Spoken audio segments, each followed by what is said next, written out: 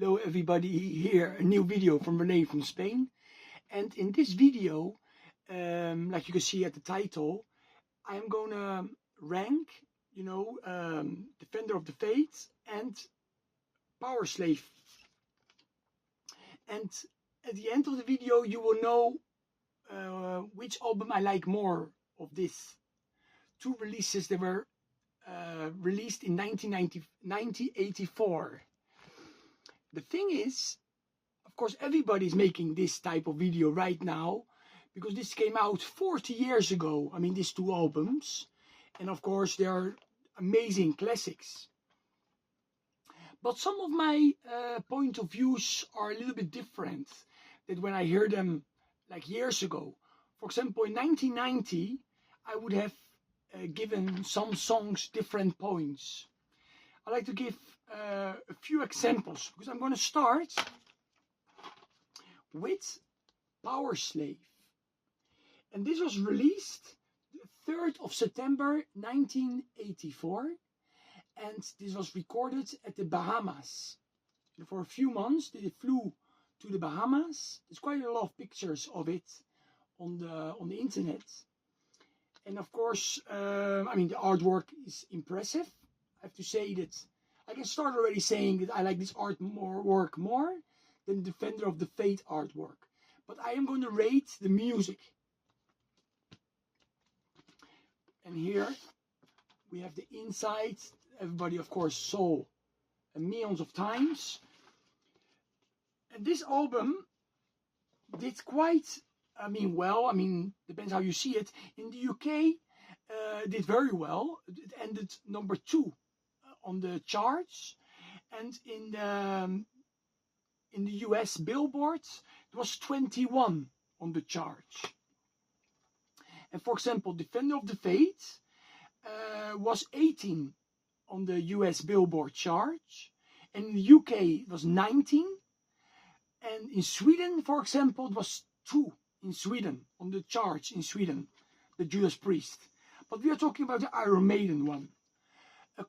Two singles were released, the 2 Minutes to Midnight and Aces High. This was like a special edition that came out later. You know, they put the 2 singles together.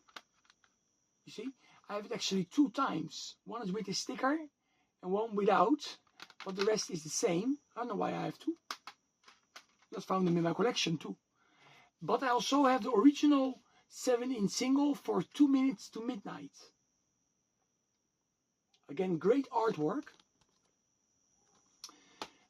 Okay, 2 singles. And to be honest, these 2 songs, for example, back in 1990, they would have been a 10 for me. Because I loved this song so much. I still like them, but they are a little bit overplayed.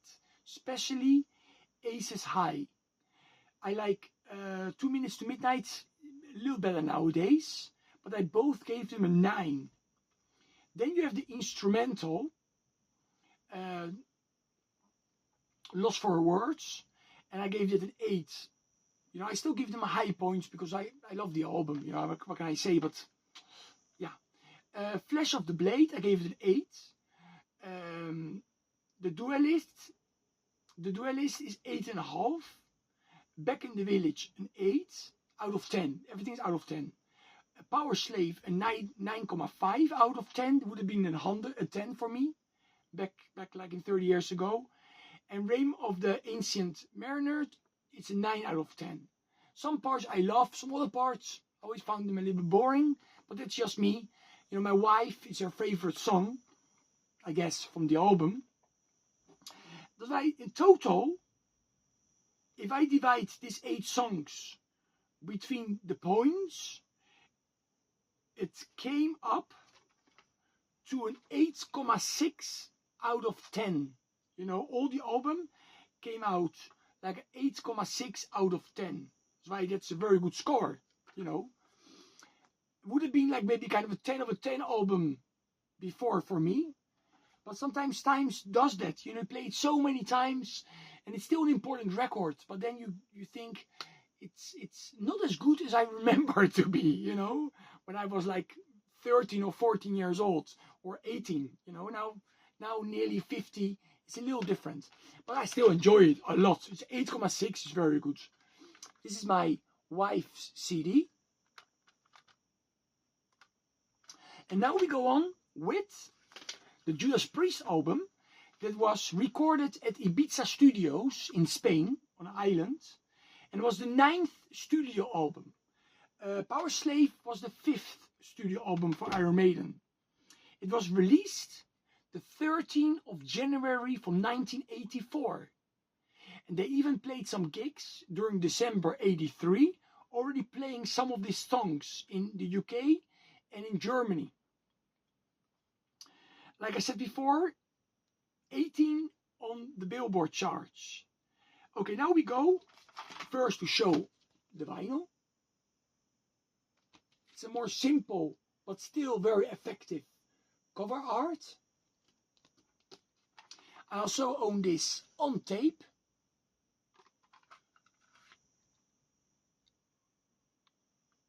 Okay. Actually a Spanish edition on tape. Well, the vinyl too is also Spanish. Yes. And then I have the remastered CD. It came out like maybe 15 or 20 years ago. That was the first time I bought it on CD. And also, there's a kind of anniversary double disc edition too that I never bought. It came out a couple of years ago. Okay. Like I said, 2 singles were released by the Iron Maiden album, Aces High and 2 Minutes to Midnight. But the Judas Priest got 3 singles. I have actually 2 by them. Some Heads Are Going to Roll.